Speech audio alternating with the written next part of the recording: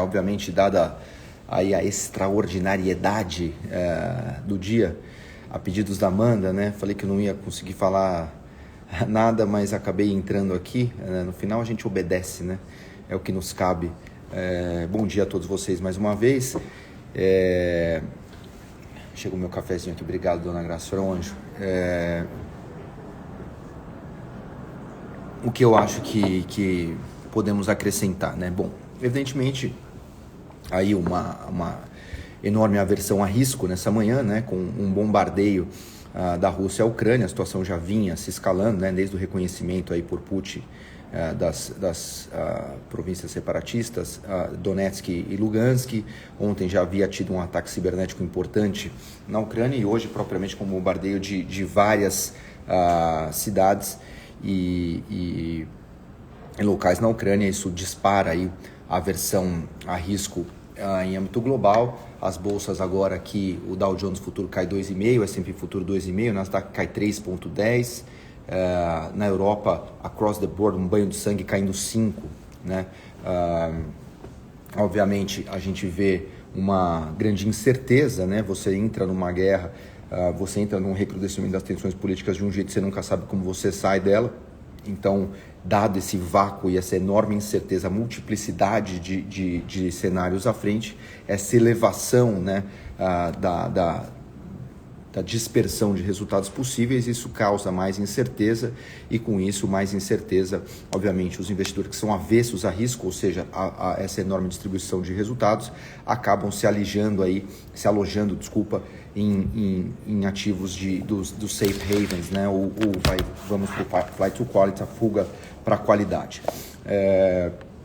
Uma situação que o impacto direto que a gente observa, além de toda a incerteza que enseja para a atividade econômica no local, né? A gente tem hoje os índices russos de ações desabando, a gente tem uma das maiores quedas da história para a moeda russa, os bonds russos desabando, a gente tem o preço do gás natural, e aqui entra o principal canal de comunicação direto com o resto do mundo, que são as commodities. O gás natural sobe 40%, o petróleo nesse momento sobe 8%, vai bater ali $100 por barril, e todas as commodities agrícolas também bastante afetadas, né? Tanto Rússia quanto Ucrânia como grandes produtores agrícolas e de fertilizantes.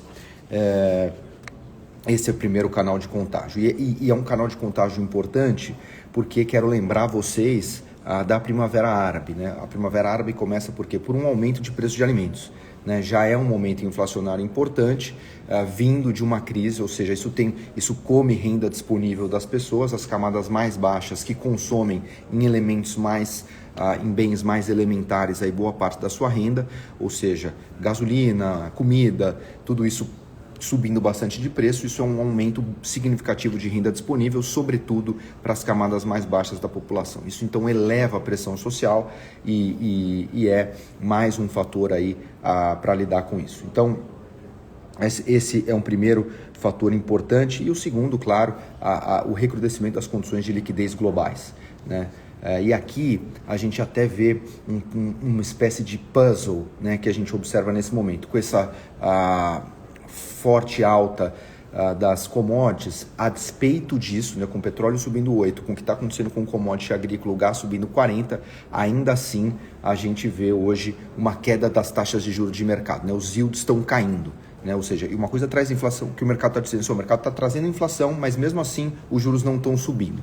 E por que os juros não estão subindo? Ao contrário, eles estão caindo, porque está todo mundo comprando os títulos do Tesouro Americano. Isso deprime as taxas de juros de mercado. Agora o Fed está diante de um puzzle, né? Ele não pode, o mercado vinha correndo para o Fed subindo de 25, ele aceleraria subindo 50, mas agora talvez ele, diante dessa incerteza global muito grande, ele vai dar um aumento de 25, mas com uma pressão inflacionária cada vez mais alta, dado o nível de commodities. Então, acho sim que as condições se deterioraram, e acho que a gente deveria reagir com isso com a devida sabedoria e serenidade, né, e responsabilidade nesse momento. O que eu acho? Né? Eu acho, primeiro, que o investidor não pode entrar em pânico e reagir com a sua emoção a momentos como esse. Né? O desespero e esse run to the hills, não é assim. Né? A gente já atravessou situações assim e acho que a gente deveria atravessar. O Brasil vencendo principalmente a sua moeda e as ações de valor, um grande beneficiado desse momento global de altas de taxas de juro, de mercado e inclusive da crise russa, porque ele se coloca em alguma medida como um par da Rússia, que é um mercado emergente grande, está dentro dos BRICS, né, para começar, e tem também grande produção de commodities. Então, com a Rússia naquele momento muito delicado, o dinheiro migra para cá.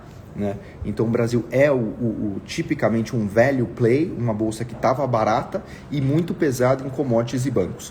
Então isso eu não acho que bolsa brasileira, a gente deveria ajustar posições em bolsa brasileira. Né? É claro que a gente deve sim estar preparado para uma maior volatilidade de curto prazo. Eu acho que a gente tem dias difíceis à frente, não nos iludamos, né? O investidor tem que estar preparado para dias ruins, né? Há dias fastos e dias nefastos. Mas eu não acho que seja o caso da gente adequar a bolsa brasileira, que me parece muito barata, e dentro desse rotation global, que sai de tech para comprar velho e que sai de mercado desenvolvido para comprar emergente, eu acho que o Brasil pode ser um dos grandes beneficiados no ano, e é uma bolsa muito barata, num mundo caro, né, muito influenciado pelos estímulos monetários que foram concedidos nos últimos anos, uma certa leniência e complacência com a assunção de riscos, né?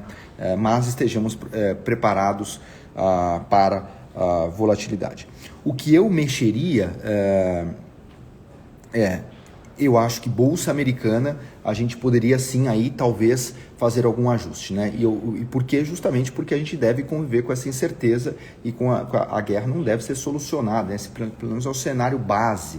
Né? Tem uma distribuição de resultados, ninguém sabe exatamente o que vai acontecer, mas a distribuição de resultados aponta para caminhos hoje um pouco mais difíceis. O dólar, no curto prazo, pelo menos, deve subir, ele está subindo já contra as principais moedas, mas o trend do real contra o dólar é um trend positivo para o real. Né? O dinheiro está saindo desse excesso de capital alocado no US Tech e está vindo para o Brasil, que tem um diferencial de juros muito grande. Está subindo bastante o ouro e eu acho que se você não tem uma posição em ouro, a gente falando a palavra do estrategista ontem, para você comprar prata, né? Falamos de preciosos no geral, mas dando um destaque especial para a prata. E de fato a prata é o principal beneficiado além do petróleo hoje, subindo aí 4%. Né? Alguém está falando para comprar BTC, o BTC está caindo só 8% hoje. Tá? O Bitcoin mais uma vez está provado que o Bitcoin é um ativo de interessante diversificação, um trend muito bacana de longo prazo, mas é um ativo de risco. Diferente essa história do ouro digital. Quem acha que o Bitcoin é o ouro digital, é só olhar para a tela hoje. O Bitcoin está caindo 8% e o ouro está subindo 4%, está subindo 3% nesse momento. Então tem que tomar um pouco de cuidado com isso.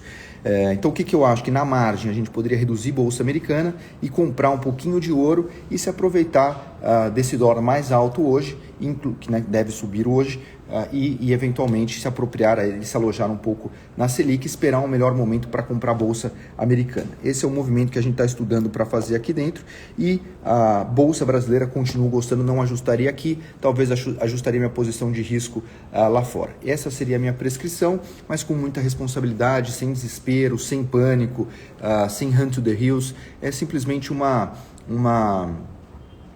necessidade, eu acho, da gente ter carteiras diversificadas, da gente ter uma posição em petróleo, como a gente tem defendido. Petrobras soltou resultado ontem, não foi um belíssimo resultado, mas foi um excelente dividendo, 8,4% só no trimestre, mais de 20% no ano. A gente teve 3R ontem, infelizmente, o resultado não foi tão bom, foi um resultado ok, mas pesou muito o bônus para a diretoria, a companhia se comunicou muito mal, né? É um clássico de governança corporativa para quem acompanha bastante esses temas, né? O private equity sai, deixa a remuneração do management aprovada e o outro paga a conta, mas foi de fato, poderia ser diferido no tempo, metas mais de longo prazo, não gostei da forma que foi, mas também não acho que era para cair 12%. Né? O que eu acho aqui é que o mercado bateu demais, o mercado faz parte o overshooting, né?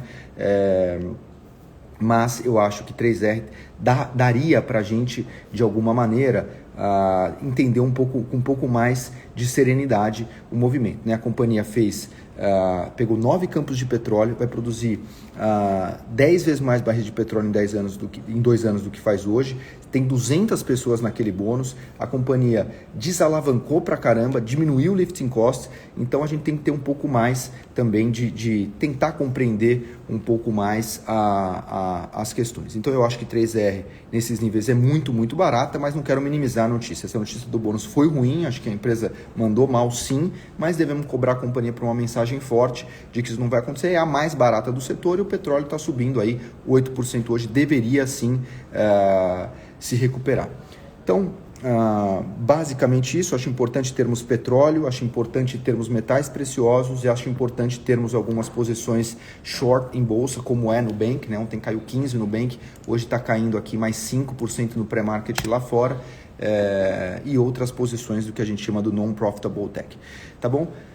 Basicamente essa era a mensagem, espero de algum modo ter contribuído um pouquinho aqui com vocês, se vocês puderem deixar depois seus depoimentos aqui, se ajudou ou não, como é que a gente pode melhorar aqui para as próximas vezes, estaremos aqui.